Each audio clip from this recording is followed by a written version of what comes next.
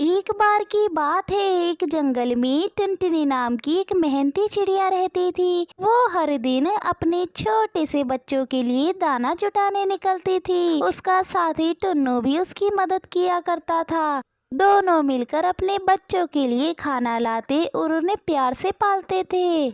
एक दिन जंगल में एक नया संकट आया। सूरज की तपिश इतनी बढ़ गई थी कि पंछियों के लिए बाहर जाना बहुत ज्यादा मुश्किल हो रहा था। ज्यादा गर्मी पड़ने की वजह से जंगल में नदियों का पानी सूखने लगा और पानी की कमी होने लगी। टुनटुनी और टुन्नू के लिए अपने बच्चों के लिए खाना जुटाना काफी मुश्किल हो गया था। टुन्नू जी, हमारे बच्चों के लिए खाना कैसे मिलेगा? धूप इतनी तेज है कि मैं उड़ भी नहीं पा रही हूँ। टुनटुनी, हमें हार नहीं माननी चाहिए। मैं जंगल के दूसरे हिस्से में जाऊंगा, शायद वहाँ कुछ दाना हमें मिल जाए। टुन्नू जी, आप सही कह रहे हैं, हमें हिम्मत नहीं हारनी चाहिए। हमें अपने बच्चों के लिए कोशिश तो करनी ही होगी। हम एक साथ मिलकर हर मुश्किल का सामना करेंगे।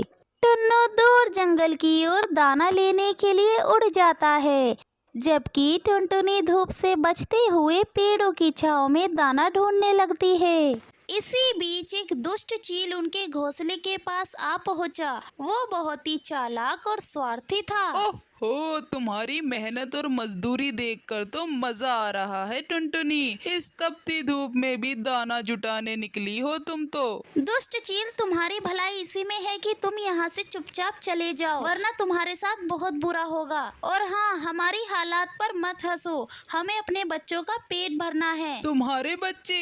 हा हा, अगर तुम मुझे कुछ दाना नहीं दोगी तो मैं तुम्हारे बच्चों को उठा ले जाऊंगा। चील की बात सुनकर टुनटुनी डर जाती है और वो कालू कौवे को मदद के लिए बुलाती है। तभी वहाँ कालू आ जाता है। दुष्ट चील, तुमने अगर इन मासूमों को परेशान किया तो तुम्हें इसकी सजा मिलेगी। ये जंगल सबका है और हमें एक दूसरे की मदद करनी चाहिए।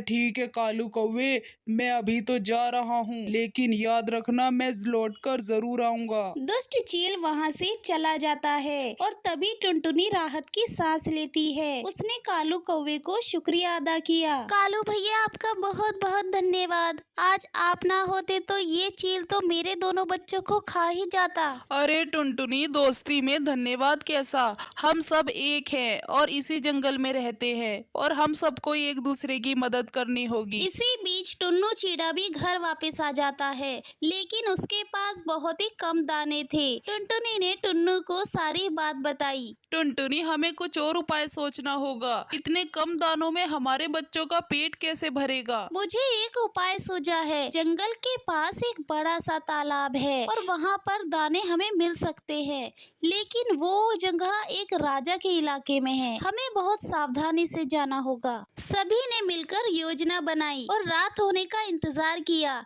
अंधेरे में वो सभी तालाब की ओर बढ़े। वहां पहुंचकर उन्होंने देखा कि सच में बहुत से दाने वहां पर पड़े हुए थे। उन्होंने जल्दी जल्दी दाना इकट्ठा किया, लेकिन तभी राजा वहां आ पहुंचा। उसने उन्हें पकड़ने की कोशिश की, लेकिन टुन्नू और कालू कौवे ने चालाकी से उसे चकमा दिया। टुन्नू और कालू कौवे ने राजा का ध्यान भटकाया, जबकि टुनटुनी ने सारा दाना इकट्ठा किया। राजा, तुम क्यों दूसरे को परेशान करते हो? हमें इस जंगल में मिलजुल कर रहना चाहिए। ये इलाका मेरा है, मेरा। तुम सब मेरे इलाके में आकर दाना नहीं ले सकते। राजा, अगर हम एक दूसरे की मदद करेंगे तो सबके लिए जीवन आसान हो जाएगा। तुम भी हमारे साथ आ सकते हो। राजा ने उनकी बातों पर विचार किया और उसकी आंखों में बदलाव नजर आने लगा। उसने अपनी गलती मानी और कहा कि वे अब से किसी को भी परेशान नहीं करेगा।